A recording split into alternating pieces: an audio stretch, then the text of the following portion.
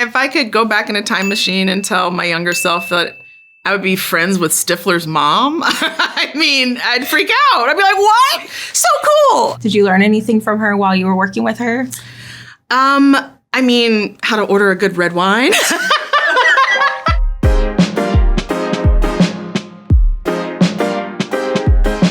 When you're around someone that's so fiercely themselves, it really provokes you to be the same way. And she's a vibe, you know? She is a vibe and just unapologetically herself.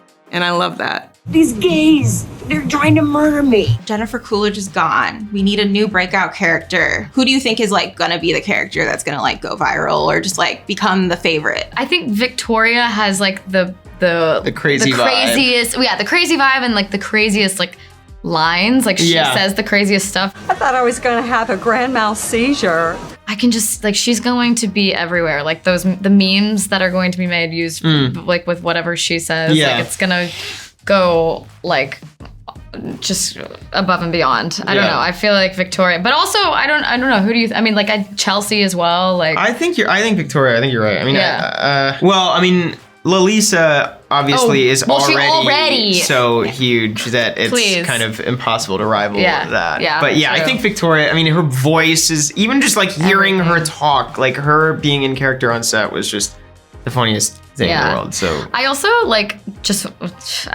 we haven't really like said this in any interview yet, but like I think it was really smart of Mike to pluck Parker because it kind of felt like, who's like another like 90s star that people loved? Like, because now that Jennifer's gone, like because I feel like they were kind of from the same time, like as far as like with their careers go. So I thought that was like kind of clever, like and brilliant of him to bring. Yeah, you're right. I hadn't thought about that either. Yeah. They kind of feel like they fit in the same universe. You know. Hopefully, people remember everybody. Yeah, I think that. Yeah. There's so many great storylines and so many things happen to each and every character. Everyone will have their favorite. Definitely. Well, do you have a personal favorite? Yeah, me. Yeah, me. No, actually, when I watched it, the thing that I love most, I became very close to the actors who play my kids. I felt slightly in loco parentis, and I love watching them do their stuff. A lot of their scenes were when I was not around because they have individual stories, and they're all terrific. And I take some kind of weird vicarious parental pride watching them kind of own the screen. What have the other guys been saying? I want to say what they say. They said Parker Posey's character. That's correct. And Jason Isaac, I think he said himself. Everything about what you said tracks. Parker, I was saying earlier, I've been watching her since I was like very young, and she's a force. You know, she's such a student and a master of the craft, and audiences are going to be really taken with her. Yeah. I slept like a corpse. Tim and Victoria are really not kind of communicating in any way. She's drugged out of her head. She's kind of zombie saying some hilarious but rather odd and possibly not the most intelligent contributions to the family conversation. So when we first get there, we regard her as, you know, someone to be tolerated, really, and then we kind of switch positions. So I don't know that Parker and I, as characters, really got to communicate in bonds. We didn't need to build a history because by the time you see them, they're kind of strange and living separate lives. I don't know how it felt being a child. It was a trip. I mean, I'd worked with Parker on the staircase a couple of years ago. So I had known Parker and had met Parker, but worked with her in a very different way than I did on this show, on White Lotus, and her playing my mother. And I think that majority of the time it was just me laughing at her. She's so ridiculous. I mean, her character, I should say. She's hilarious. I mean, I'll never forget the one scene of her on the couch ordering the food. Yeah. It was just they've used the tamest version of it in the cut. Yeah, that was just like, it was a sense of like, it was so ridiculous, so hilarious, but then you also felt very kind of weird with the whole Thai kind of cast and crew there in the room, and it was just like it was borderline racist, but that's the character. Like, hey, Pom doing, Manuel? The monk scene is so brilliant. Death is a happy return.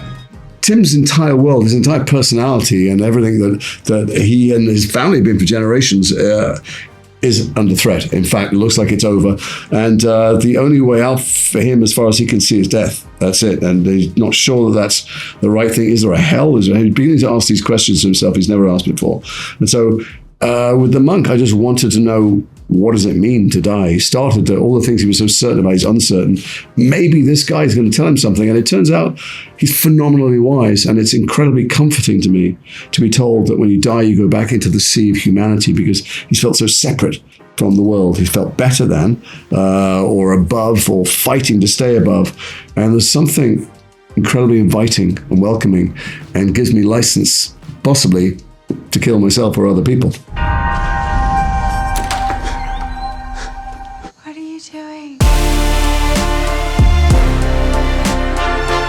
I think for a lot of people, you will be the character. I know for me, it's like, you're my comfort character that I'm like, okay, like, I get you. It's so wonderful to be a character that audiences look to be like, is this cool? You know, like, that's crazy, right? You know, and she's such a grounding force, I think, for the arc of this season. And yeah, I'm very protective of that. I want to be able to sort of portray her in a way where, yeah, you know, I'm a place of safety, you know, a little bit of chicken soup for the soul for audiences that are viewing. But this time, you know, she's not as safe from what's going on. And, you know, there's the threat of danger that, you know, is taking away the peace that she went there to seek. And I think audiences are going to be nervous for her, and rightfully so. So many of your scenes are just on the phone, and watching it, you know, I feel like the music's almost like your co-star in it, because it just adds to like this like stress your character is dealing with. There's lots of scenes we probably haven't seen yet, but by myself. I'm either on the phone or I'm by myself. He's got a big secret he keeps from everyone else, which is kind of destroying him from the inside out. And yeah, it was odd. It was a challenge. I remember reading the script thinking, well, obviously I'm going to do it. It's Mike White's show, and he's a brilliant writer. I've followed and adored him since Chuck and Buck. But I don't know how to carry this off. I don't have dialogue. I don't have dynamics with other people. I've just got to be this person going through this extraordinary trauma without any way of expressing it, but share it with the audience, and it's tough. I just kept on hoping and trusting in Mike to help me do that, and also knowing that there's stuff coming that he can't keep it in anymore, and looking forward to that. I think the music plays a massive role throughout. I mean, season 1, season 2, and season 3. I mean, the from the kind of the entrance, you know, what's it called? The thing that the theme tune. The theme song, and yeah, I mean, the music is. He uses music brilliantly. He uses music to disquiet you. Sometimes there are scenes of people looking like they're having a perfectly ordinary time, but the music lets you know something really wrong is either going on or about to happen, and don't get too comfortable.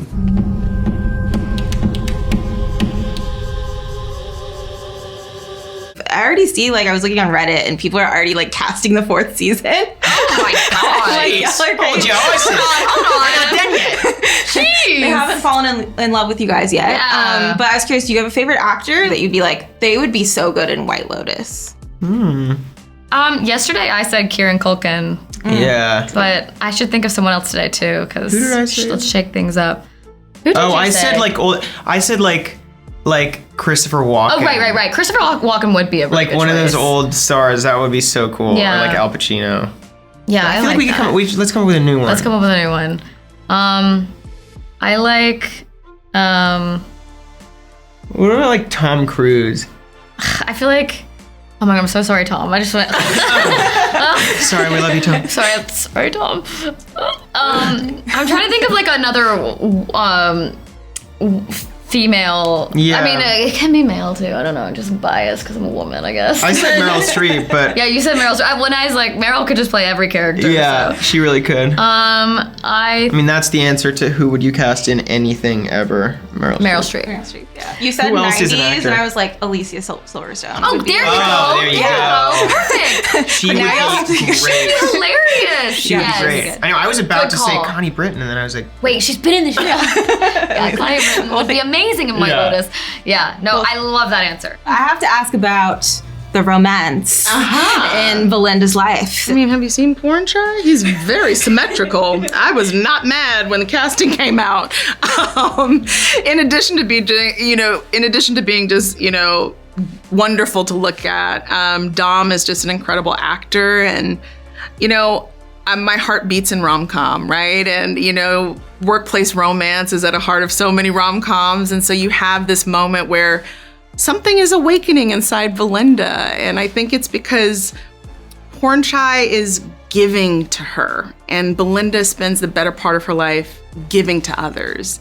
And you can't pour from an empty cup, and he's filling her cup in more ways than one, which is really exciting to see. And I think showing, plus size love on TV is important, and I think so often those moments are reserved for, straight sized people who have often taken up, center of frame. And so to be able to put her on screen and to show that she's worthy and deserving of love and affection is pretty powerful. The weirdest part about joining the show is like, as fans of it, it's weird. You're breaking the fourth wall a little bit. Like you're like by entering into the White Lotus universe, it's like being face to face with the man who created it. You're like, like this something feels like wrong about it. Yeah. Like I can't like look away. Like whoa, it kind of just I don't know. But I mean, it was such a dream come true. I mean, it's like an undeniable, like once in a lifetime experience, and I think we're all just so happy to be here. Honestly. Yeah. Still in disbelief. Yeah.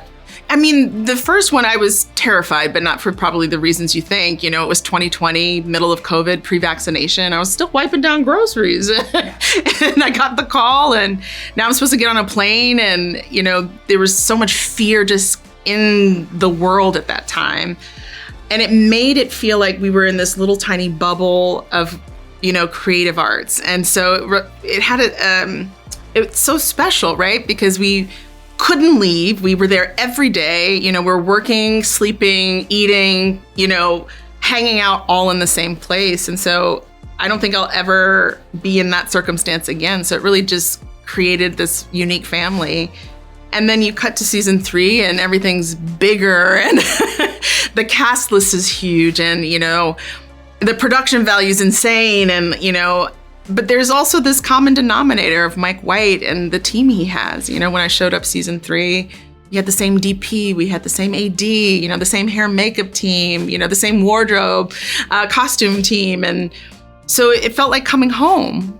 Even though a lot has changed, there's, I think Mike has done a lot to protect, the heart of the show. Expectation versus reality of flying to Thailand for doing White Lotus. Well, I expected to meet everyone and hang out quickly and early on. But in fact, the first place we went to was the Four Seasons of Koh Samui, which is this gigantic resort that they took the whole resort because we were filming there. And so they'd given a lot of the actors these huge villas. So I was taken to this, ludicrously luxurious accommodation with a butler, but I didn't get to meet anyone. And there was no one to hang out with most nights until I got friendly with Patrick and Sarah Catherine and Sam, who played my kids, and they would come over and basically keep me company because I was so lonely there.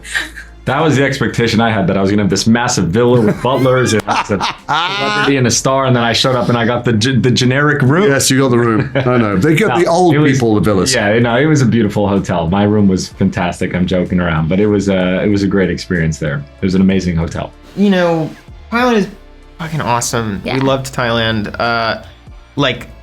The hotels were so nice. That made it a lot. Like, it was really hot there. That was the one sort of thing that sucked. Yeah. But the hotels were so nice that it made it so much easier. In those insanely fancy hotels, they paid so much attention to detail. Like, even everything in the room is so nice. Even like the pillowcases are such high thread count. It feels like you're sleeping on a cloud. And there was actually a pillow menu. There was a pillow menu. You could order a different type of pillow. It's it was ridiculous. I was like, it's a level of luxury that is just absurd. Like shouldn't exist. Yeah. So that helped. But the main help was, I think, Mike just being so supportive and great to us and giving us the confidence to keep going. And another thing that was difficult, talking about staying in character, is that because it's such a big cast, and even though we were there for so long, you're only on screen for a quarter of every episode. So we had lots of days off, and I don't know about you. I think you feel the same way, that having days off is much harder than having days on. I think, because there can be a bit of a lull where you're just like, No, I'm like, there's all this momentum. Like, I need to just keep going. Like, I'm in the pocket of Piper. Yeah, exactly. And then you have all this time off and you're like, oh my God, wait, I lost her. Where'd she go? Yeah. Exactly. Yeah. But we had a great time. We really did. So what about you?